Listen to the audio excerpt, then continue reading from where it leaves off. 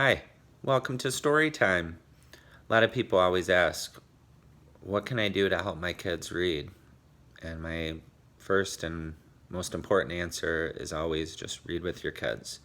And not just read, but make sure to talk to them. And this is a great time to just have fun and learn some new words along the way. Enjoy. What are we going to read? Quite away. Yeah. What's this? A. E. E. Corduroy is a bear who once lived in a toy department of a big store. Day after day, he waited with all the other animals and dolls for somebody to come along and take him home.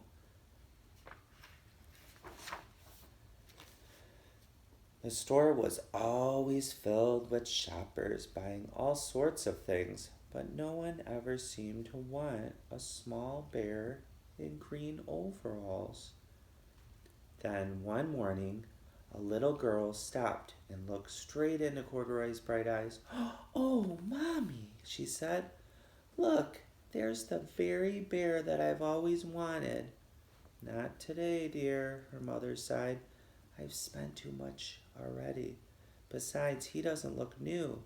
He lost the button to one of his shoulder straps." I sort of like this. Yeah, and then look, she's kind of sad. This one, I remember this one. Yeah, that one, the strap, the button's missing. Corduroy watched them sadly as they walked away. "I didn't know I lost my button," he said to himself. "Tonight, I'll go and I'll see if I can find it."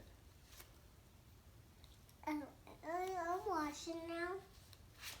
Yeah. Late that evening, when all the shoppers had gone and the doors were shut and locked, Corduroy climbed carefully down from his shelf. He began searching everywhere on the floor for his lost button.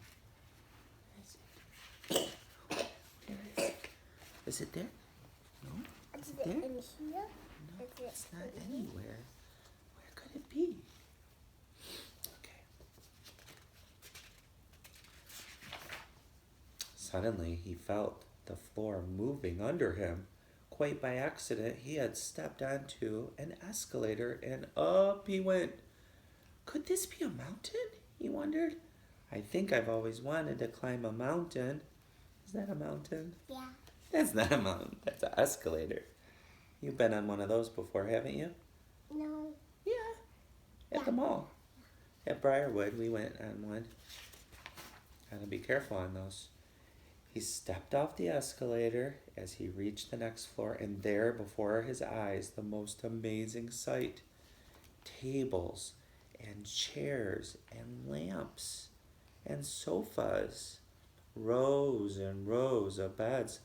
"This must be a palace," Corduroy gasped. "I guess I've always wanted to live in a palace." Is that a palace? Yeah. Or is that a store? A toy. It's a store, but he thinks it's a palace. He wandered around admiring the furniture. "This must be a bed," he said. But "I've I always tied wanted up. a bed." Tight. What's he trying to do? I tight and. It's really tight, isn't it? Is that his button? Yeah. It is? Yeah. Let's see what happens. "I've always wanted to sleep in a bed." And up he crawled onto a large, thick mattress.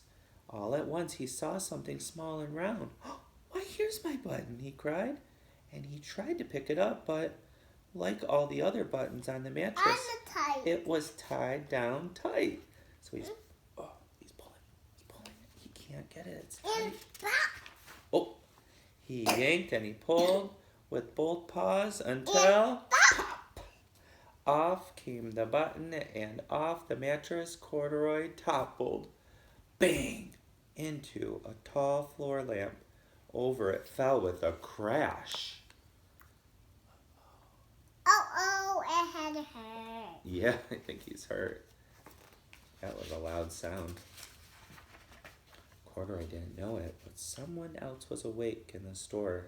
The night watchman, like a security guard, was going his rounds on the floor above. When he heard the crash, he came dashing down the escalator. "Now, who in the world did that?" he exclaimed. "Somebody must be hiding around here." Who's hiding? But He flashed his light under and over sofas and beds until he came to the biggest bed of all. And there he saw two fuzzy brown ears sticking up from under the cover. Do you see them? Do you see them? Yes. "Hello," he said. "How did you get upstairs?" Again. We know how he got upstairs.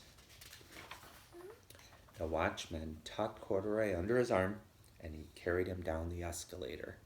He set him on the shelf in the toy department with the other animals and dolls. He's back. Yep. Back in the store. Corduroy was just waking up when his first customers came into the store in the morning, and there looking at him with a wide, warm smile was the same little girl he'd seen only the day before.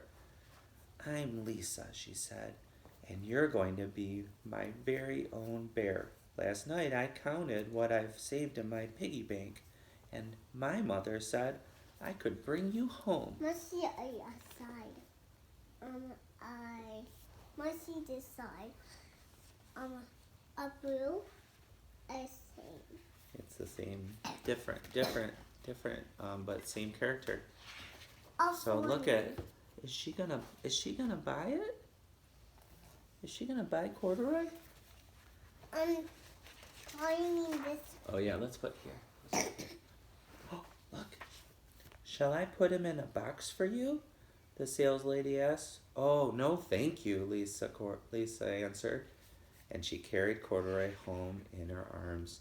She ran all the way up 4 flights of stairs into her family's apartment and straight to her own room.